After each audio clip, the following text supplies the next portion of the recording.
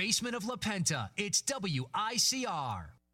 Hello, everyone. Welcome back to the Sports Vault. I'm your host with the most, Jersey Joe, joined by Ian Sachs and your faithful partner, as always, Big Shot Rob. Gentlemen, it's a pleasure to have you here. I'm going to read one of Ian's excellent reads. You're listening to the WICR Radiothon. Tonight, the members of WICR are broadcasting from 5 p.m. to 5 a.m. You heard that right, in conjunction with Relay for Life. It's a great event.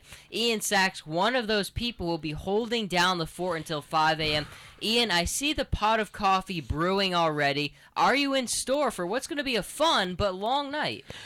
Joe, I have been ready, willing, and anxious for this night. Chelsea and I signed on for the late shift to close down the shop. We've got Nick Grippo coming by. We've got Pete Consoldori, Pistol Pete. It will be in the building tonight.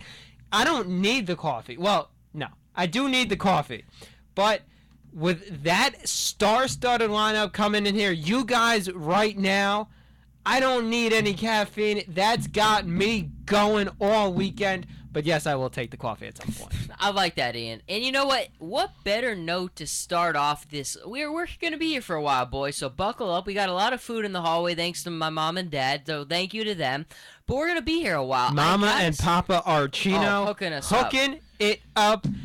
Thank you. And you know what? I'll thank you for everything that I eat tonight, and that's going to be a lot of thank yous. I think when we take a break, guys, we might have to go and feast a little bit. But, Rob, I do want to say this because a lot of people on Twitter, on Instagram, on Facebook, basically the entire world has been saying, when is Rob going to break his record? For people who don't know and haven't been with us, in our last Radiothon on Halloween, Big Shot Rob set the cupcake eating record at 10 cupcakes during the night. An incredible feat that may never be replicated again. And everyone's asking, can he break the chain? Can he break his personal best? Rob, give us an update on your cupcake streak as you stand tonight. As of now, I had one, but here's the differential right now. They found the key to my heart. Cookies. My biggest weakness. Chocolate chip cookies. They're unbelievable. Rob, they're the best chocolate chip cookies I've ever had. Oh, my goodness. My mom is going to be very happy. Rob, I got to tell you, I got to be honest, too. I almost ate them all by myself last night, and my mom was fighting me. She was hitting my hand with a wooden spoon, telling me, Joe, save them for your friends. Thankfully, I really liked my group of friends, so I wanted to save you guys some. They are delicious. We still got a tray of them out here. Come down to the basement with a Penta if you're listening, because we got cookies, we got cupcakes, we got pizza. What don't we have down here, Ian? See, you got to think about it because we have it all. We literally have it all down here. We have the chips. We got the candy. And Gatorade. Let's get to a break soon because I really want to. Now all we gotta do. Joe, I'll see you. Yeah, we'll see you guys in a little while. Now all we gotta do is pick up the milk. And those cookies are amazing already. Imagine. Rob, don't get me started. Maybe we'll go to the Beachmont or somewhere that sells milk after this, and maybe a little donation. But guys, wait, Joe, Beachmont. You know what, Ian? I'm all turned around. My mind right now is focused on our sports topic. We'll get the milk somewhere else. Maybe Marcus Mariota. I wouldn't trust the milk from Beachmont. That's probably a general rule of thumb. Yeah. Don't trust the milk from Sorry, Beachmont. Don't trust the milk. But boys, in our first sports department, look, if you follow me on Twitter, if you follow me on any facet of social media, you know I am an unbashful Marcus Mariota fan. I'm a super fan. I love the guy. And one of the themes of the night for me, every show I've been on, I've been asking people, I want you to give me your State of the Union address on Marcus Mariota. Now, like I've already said, I love the guy. He's got everything I would ever want in a franchise quarterback. I think he's going to do a lot of great things in this league. But you two guys watch the game very closely. He is connected to both of your teams, which makes it interesting as well. What are your thoughts on Marcus Mariota as we stand right now with the draft really just a week away? Rob, you take it first. The way things are looking, Joe, he could be ending up as number one. I mean, yes, everybody keeps saying Jameis Winston, but on the low, it's definitely Marcus Mariota. Tampa can't make the mistake they've been making for years. They have to draft the right guy, and at this point, Mariota is the smartest man for the job. He doesn't have the problems that Winston brings to the table. Winston has too many problems off the field, and if that comes into team effect, or if he has any issues with court cases, that could really affect Tampa down the stretch. I mean, he's a versatile quarterback.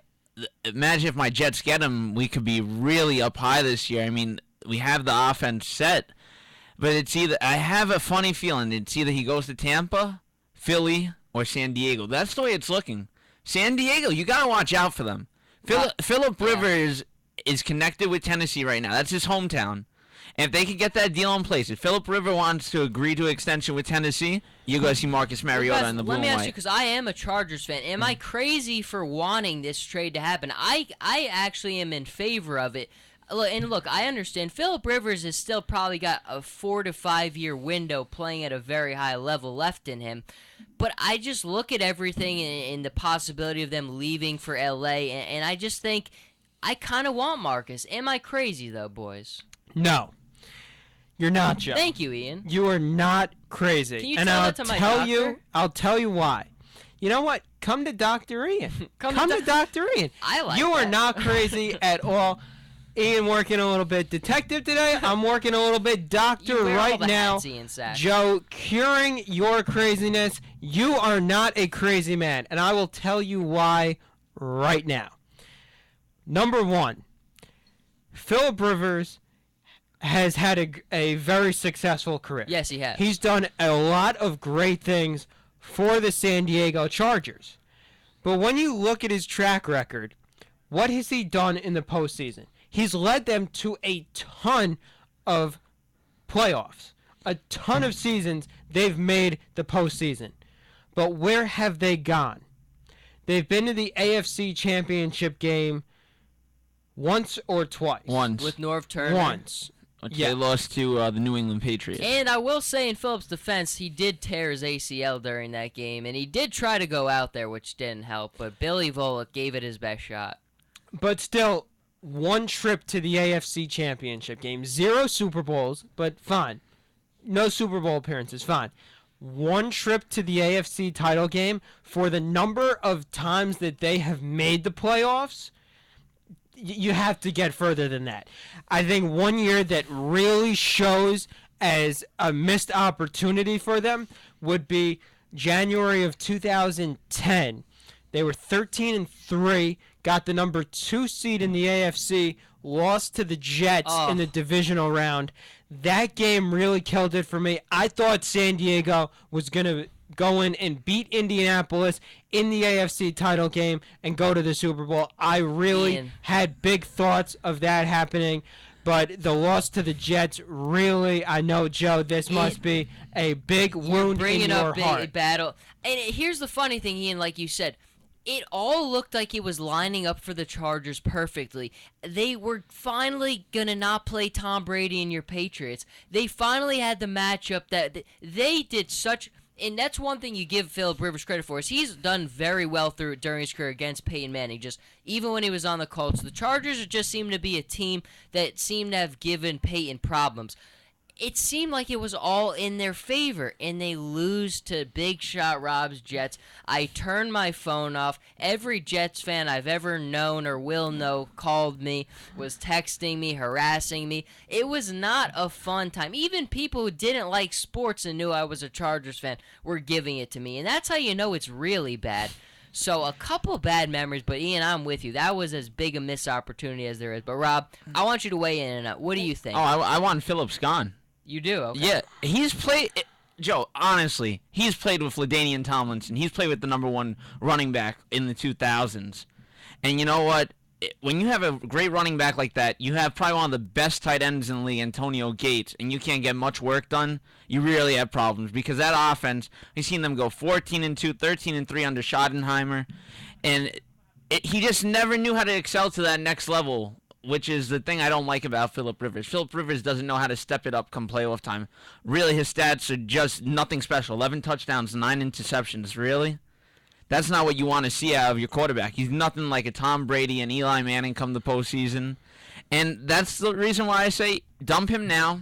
Start right now with Marcus Mariota. You have a young quarterback. He's going to give you about 15 years in the NFL, 15 more. Oh, you hope. You hope he gives you 15 Oh, no, years. he is. Well, let me ask you this, guys, because Rob, the average NFL career is 3 seasons. But at quarterback, I think Rob is right. I think at quarterback, when you're drafting a Mariota or a Luck, you're expecting to get a 10 to 15 year window out of these guys. Right. When you draft them, you're hoping that this player is going to be the face of your franchise. But look at Sam Bradford. Yeah, actually, good point, yes. But in Marcus's defense, he hasn't had those injury troubles. Sam Bradford, even in college, did come out with those red flags. He had his shoulder. Look at Tim Tebow. Yes, look at Tim Tebow. Look at Colt McCoy. The 3 stud quarterbacks from that year. What have they done in the NFL? Here's the amazing... Tim Tebow has 1 playoff win. To this day, the 3 of them have a combined 1 playoff win, and the only one that has a starter job is Sam Bradford right now, and that's even in question in Philadelphia. Yes. Who knows what's going on there?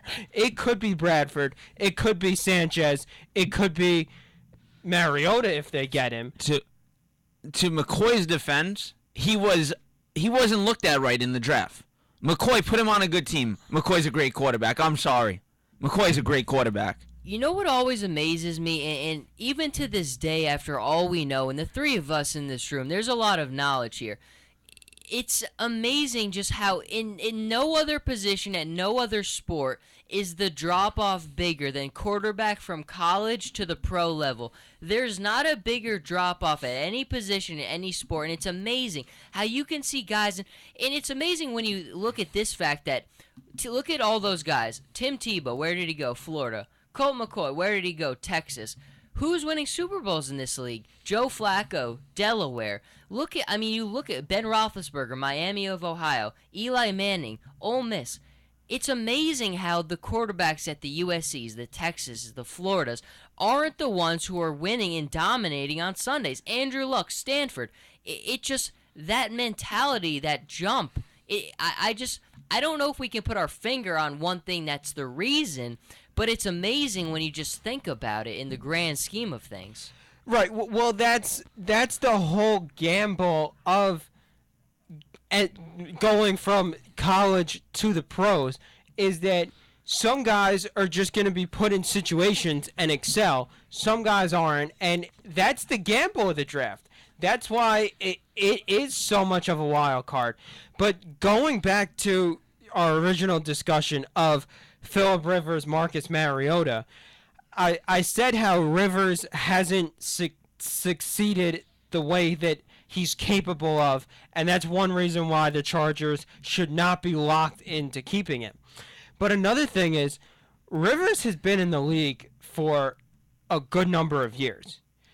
He's either at or just beginning to decline from the pinnacle of his career. Marcus Mariota, Rob, you said it. You're hoping you're going to get 15 years out of him. This very much, not to the same extent, but looks like this could be a similar situation to the Green Bay Packers a few years ago when Brett Favre retired. And they said, you know what? Okay, Brett Favre retires. We're going to go with Aaron Rodgers now. Brett Favre wanted to come back. They said, it's Rodgers' time. And look at what Aaron Rodgers has done for that franchise. And when the Packers came out and said that, everyone looked at them like they were crazy. You go, Brett Favre, this guy who's been a rugged, great quarterback for you for over 10 years, and you're going to turn this guy down for a backup? But now look at what all the Cheesehead fans are saying. Aaron Rodgers is a god out there. So I think you have to look at it this way, that yes, next year, who's going to be a better quarterback, Phillip Rivers or Marcus Mariota? Phillip Rivers. I know Mariota's going to do great things, but in the fall of 2015, Phillip Rivers is going to be a better quarterback than Marcus Mariota. Agreed. But where are you going to be 10 years from now? 10 years from now, yes. I think even 5 years from now. Excellent points. And you know what? I even look at it a little bit like the Peyton Manning, Andrew Luck thing, where they were in such an interesting situation because, look, Peyton wasn't done, certainly, but you have a chance to take Andrew Luck. I mean, think about that. And I think for the Chargers, this is kind of like that. Could the Colts have still probably competed for another time frame with Peyton there? Yes, we've seen him do it with Denver. But you're set for 10 years, 15 years with Andrew Luck. I think the Chargers are in that same spot. I mean, Phil probably has a longer window than Peyton did in their situation. But I think, like Ian, you just really said in that great point, I think it's very similar. Yeah, he knocked it right on the point right there. But, I mean, Mariota, you have to go with him, hands down. You have to go with this guy. You know what? Everybody, you go back a couple years ago with Russell Wilson. Another player, Joe, overlooked. Yes. Joe and Ian, overlooked. Don't overlook Mariota. There's things to come from this kid. I mean, we've had in the past, we've had the Vince Youngs. We've had the Matt Leinarts. But there's something special about Mariota, and I think he could really pan out well in the NFL. He stands out to me the most, and I know he's the kid who's going to be reading that playbook right as soon as he gets drafted to his team, he's going to be looking at that playbook, and he's going to go out there and he's going to compete.